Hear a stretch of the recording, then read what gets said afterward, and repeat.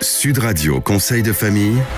Avec Domitis Invest. Choisissez Domitis Invest et investissez l'esprit libre avec des loyers sécurisés tous les mois, que votre bien soit occupé ou non. Bonsoir à toutes, bonsoir à tous, bonsoir Stéphane Moller. Bonsoir Olivier. Le président de Via Wealth Management. On va ce soir continuer à nous intéresser à l'investissement immobilier en résidence senior avec notre invité. On est heureux de le retrouver, Julien B. Bonsoir. Bonsoir Olivier, bonsoir Stéphane. Bonsoir Julien. Julien, vous êtes le directeur général de Domitis Invest, le principal acteur de l'investissement en résidence service senior aujourd'hui en France. On avait précédemment avec vous pris le temps de la définition, de la petite leçon de choses, savoir ce qu'est une résidence senior. J'aimerais, si vous êtes d'accord, qu'on développe aujourd'hui autour de l'évolution de ce marché qui est finalement assez récent.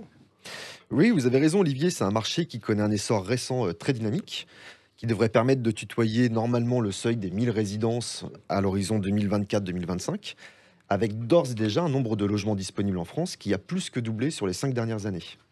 Cependant, cette évolution n'est pas si soudaine que ça, puisque c'est le fruit de plus de 20 ans de développement. À titre d'exemple, le groupe Égide a ouvert sa première résidence Domitis en 2001. Ah oui, effectivement. Comment expliquer l'accélération de ces dernières années ? Comment est-ce que vous l'expliquez, vous, Julien ? Je dirais d'abord que le vieillissement est désormais une réalité vraiment connue de tous. Ça ne veut pas dire que cela a été remis en question au début des années 2000, mais ce n'était pas aussi concret qu'aujourd'hui. De plus, à l'origine du concept, les résidences seniors étaient assez mal connues des pouvoirs publics et avaient du mal à trouver leur place. Du coup, à partir de 2010, les principaux acteurs pionniers du marché ont décidé de se fédérer autour de 2 syndicats professionnels, le SNRA d'une part et le SINERPA RSS d'autre part, afin de structurer leur filière. Et qu'est-ce que ça a changé, ça ? Il y a pas mal de choses, et notamment le fait d'avoir une véritable reconnaissance depuis fin 2015, avec un statut qui est vraiment défini dans le cadre de la loi relative à l'adaptation de la société au vieillissement de la population, avec un statut régi par le Code de la construction et de l'habitation.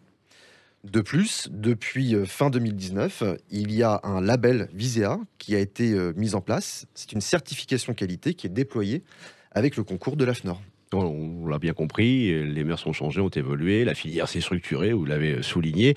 Est-ce qu'on peut dire pour autant, Stéphane, que les résidences seniors ont de belles années de développement devant elles ? Oui, l'évolution des besoins des seniors est indiscutable et la dynamique clairement engagée. Toutefois, il ne suffit pas de construire 4 murs et un toit, puis de mettre une plaque résidence service senior pour que ça fonctionne. Comme tout investissement immobilier, il est impératif de s'assurer de la qualité des fondamentaux du projet d'investissement que l'on vous propose. En l'occurrence, en matière de résidence service senior, nous serons extrêmement vigilants sur la solidité financière de l'exploitant, sur sa politique de gestion en matière d'emploi et de formation, ainsi que sur la qualité des prestations proposées, notamment en visitant des résidences déjà ouvertes. On y reviendra tous ensemble. Merci Stéphane, merci Julien B. On se retrouve la semaine prochaine. Avec grand plaisir, on fait comme ça. Merci. Cette chronique, vous la retrouvez en podcast, sudradio.fr. À demain. À demain, Olivier. C'était Sud Radio Conseil de famille. Avec Domitis Invest. Choisissez Domitis Invest et investissez l'esprit libre avec des loyers sécurisés tous les mois, que votre bien soit occupé ou non.